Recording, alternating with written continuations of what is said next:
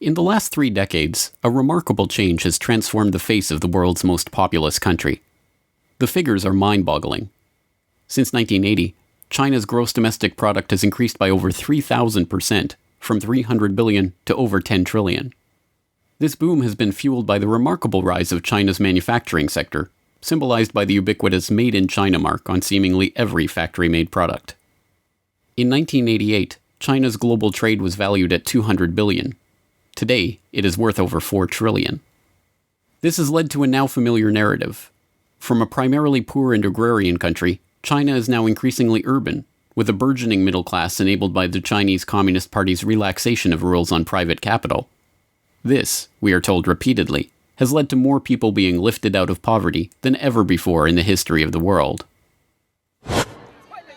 China is honoring former leader Deng Xiaoping for engineering the country's rapid economic growth. Chen Wei-xiao is from Deng's home province of Sichuan. He says Deng's economic reforms made life better for ordinary Chinese. We're eating well and we have nice clothes to wear. It's a well-off society. Everything is good. I'm very happy. Chen was a tourist in the southern city Shenzhen. The city was China's first special economic zone, which offered preferential treatment for foreign investors and exporters wanting to cash in on the country's cheap labor. Thing that they've done over the past 3 decades is lifting hundreds of millions of people out of poverty, and I think that's a good achievement. In the past 10 years, there's been more attempt to secure the interests of disadvantaged people and of relatively poor people in the countryside. As compelling as this narrative is, it does not tell the whole story. While no one can deny that the country as a whole is significantly wealthier than it was 3 decades ago, the masses of poor itinerant workers remain largely impoverished, dividing their lives between long hours in sweatshop-like factories and restless nights in squalid, overcrowded company dormitories. For the time being, China's most significant contribution to the global economy remains cheap, reliable labor. Anyone who's ever worked an assembly line can tell you about the pressure and the boredom and the fatigue. Conditions in the factories have often been harsh. Poor safety, illegally long working hours, cramped accommodation, few breaks and little leave.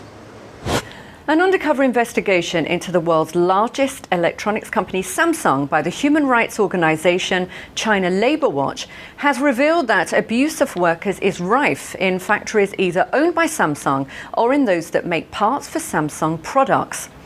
8 factories were investigated, including 6 directly operated by Samsung and 2 supplier plants by spies posing as workers or interviewing workers.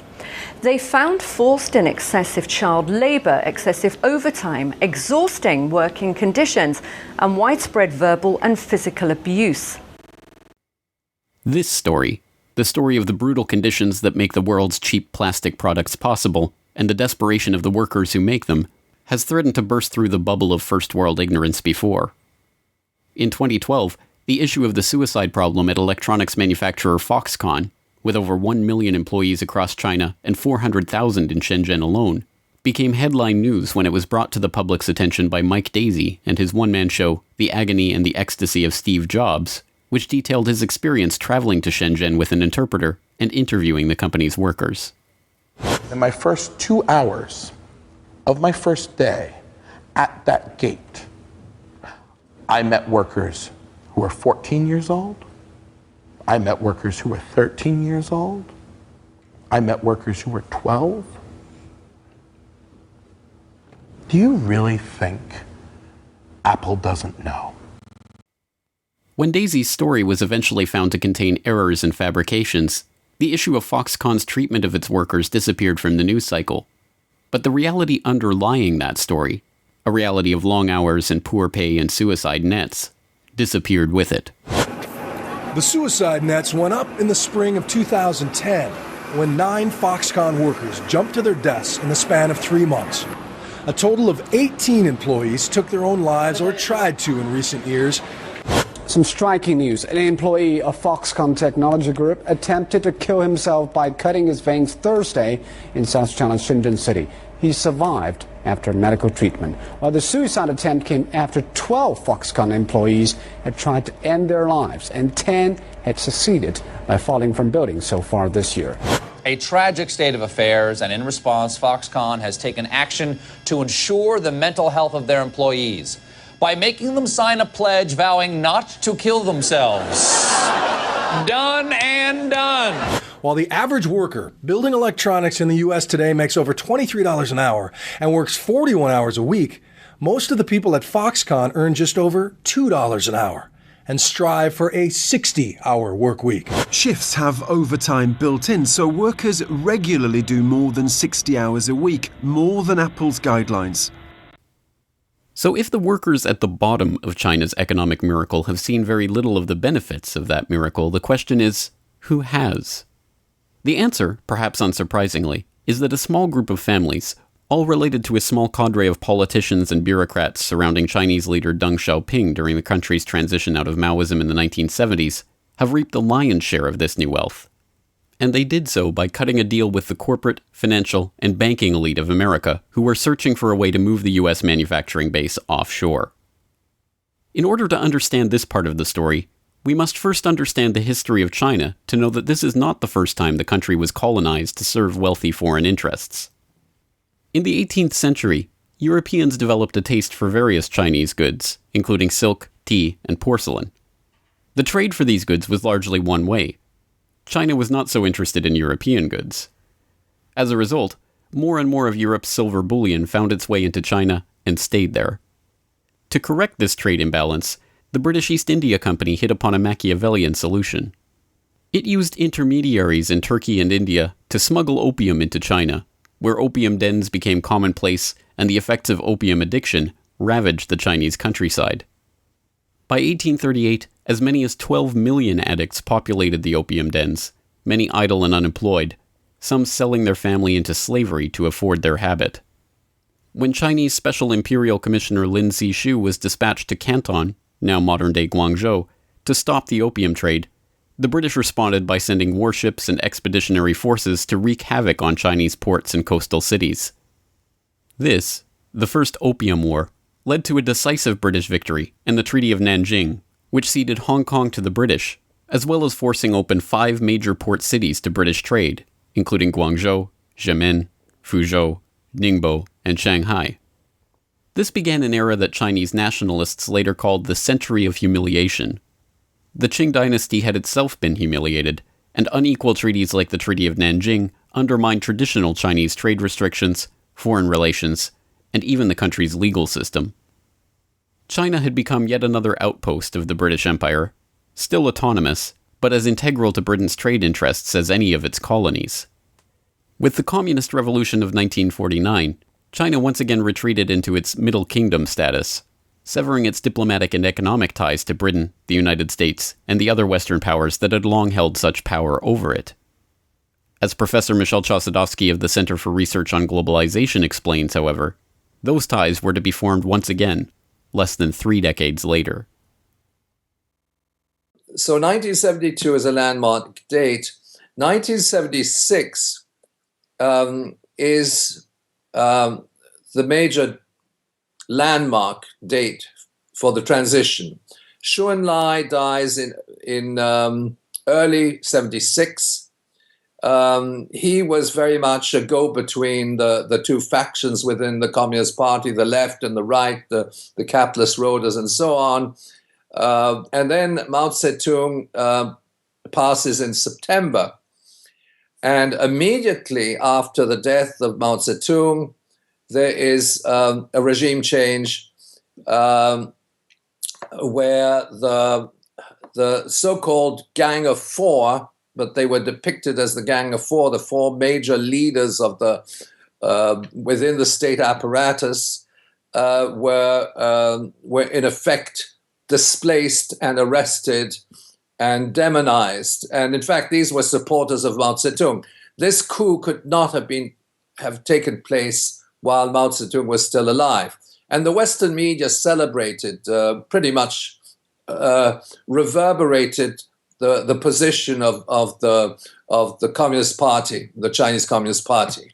And then there was a period of transition with with a new leader, Hua Guofen, which lasted approximately, about a year to 2 years. And Deng Xiaoping made his comeback in 77, 78.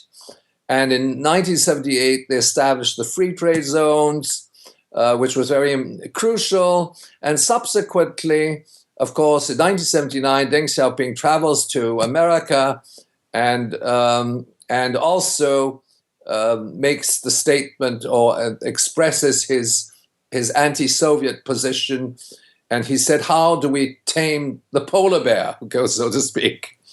And then in the early 80s, you had some important landmark decisions. One was, I think, 83 was the new Chinese constitution, which abolishes the People's Commune, which ultimately was still how they managed to inscribe economic policies within the constitution is quite unusual in some regards. And then in the following year, in 84, they extend the special economic zones to much broader areas in what were formerly the treaty ports of the colonial or the semi-colonial period.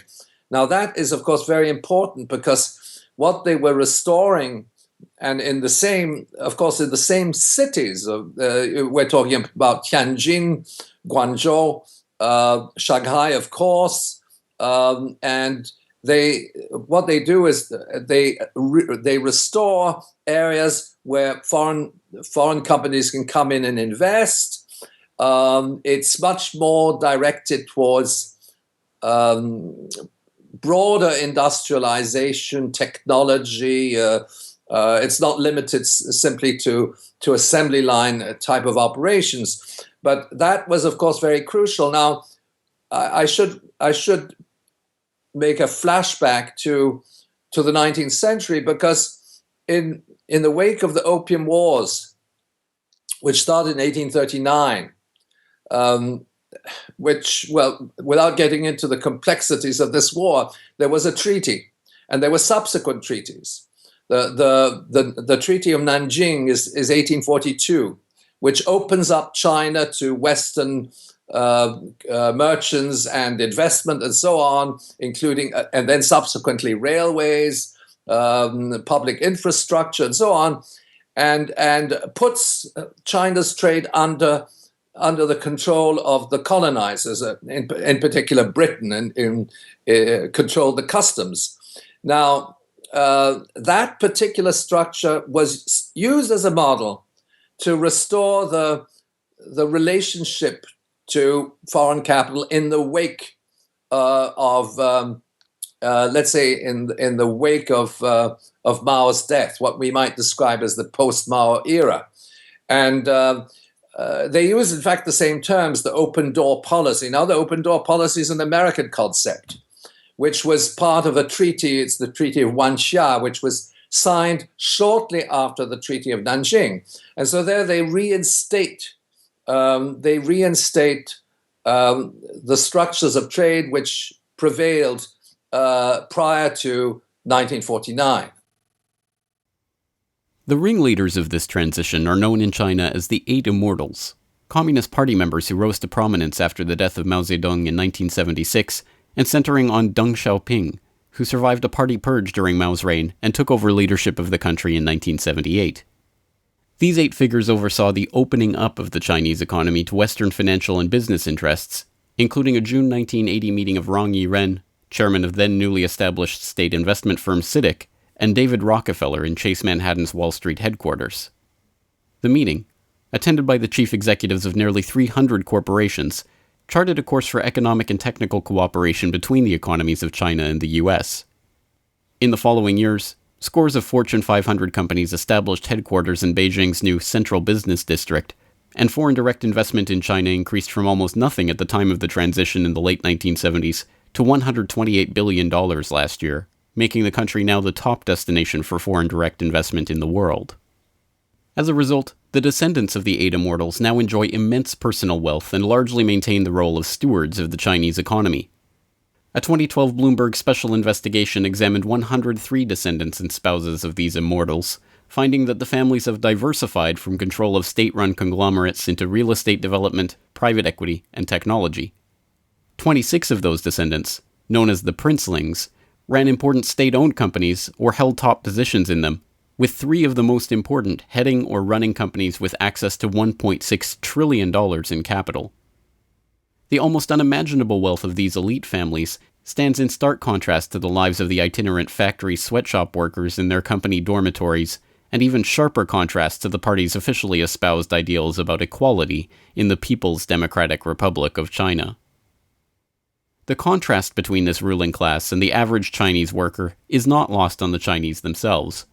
Although the 8 immortals are still revered as founders of the modern nation, there is growing resentment of the extremely wealthy princelings and their command over the lion's share of the economy. There is also a growing nationalist sentiment that are eager to see the country assert itself on the international stage, in defiance of the American paymasters who made the transition possible. Professor Michel Chossudovsky notes this tension within the Chinese leadership's own ranks. China is, in some regards, an industrial colony. I use that quote unquote, but at the same time, it is an upcoming power on the global stage. And I should mention that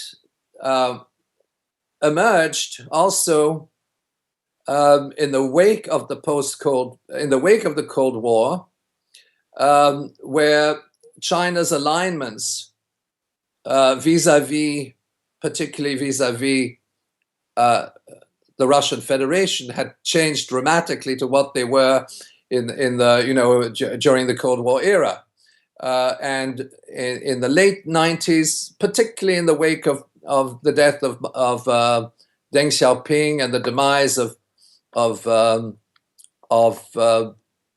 and the change of government in the Russian Federation. In other words, when Vladimir Putin became president, there we have a consolidation of an alliance between the Russian Federation and the People's Republic of China, the development of the Shanghai Cooperation Agreement, and so on and so forth. And another very important dimension in the late 90s, ironically, just after Deng Xiaoping passed, there's an increased confrontation in the Taiwan Straits. Of course, there was always confrontation in the Taiwan Straits, but then it was at that point that China developed its military cooperation agreements with Russia and started to build up naval facilities in the South China Sea to counteract U.S. threats. And then, of course, we had a very major shift in geopolitical relations. I would say as of the late 90s, early 2000, early 21st century, which is increasingly towards confrontation between China and the United States. But I should qualify that, because when you go to China, you have a very pro-American intelligentsia, the peoples in the universities and so on. The School of Journalism of Tsinghua University is supported by Bloomberg. People at the Academy of Social Sciences are very much tied into Western values and so on and so forth. So that, in fact, I would say the leadership is very much divided. America is very visible. Western capital is very visible throughout China, but at the same time, it's more at the geopolitical level that there's confrontation. And I think that the Chinese say, well, we're a capitalist economy in our own right. We're not going to be a subordinate colony of the West. But if you look at the actual mechanics of foreign trade, they still are, because they're producing commodities for the world market, and they are sort of feeding the non-productive structures of Western capitalism. The growing tensions in the South China Sea and the Asia-Pacific generally are real, they are palpable, and they are impossible to miss. The world is being prepped for a confrontation of some sort between the world's superpower and its growing rival in the East. But this confrontation, like every major world conflict before it, is largely bankrolled and even encouraged by the financiers and businessmen on both sides who cooperate with each other. For the time being, China continues its role as America's neo-colonial outpost, a manufacturer of the cheap products that the US increasingly relies on, and a willing recipient of the US Federal Reserve notes and treasuries that represent the paper promises of the current world economic order. The only question is how long this relationship will last, and what it will look like when it ends.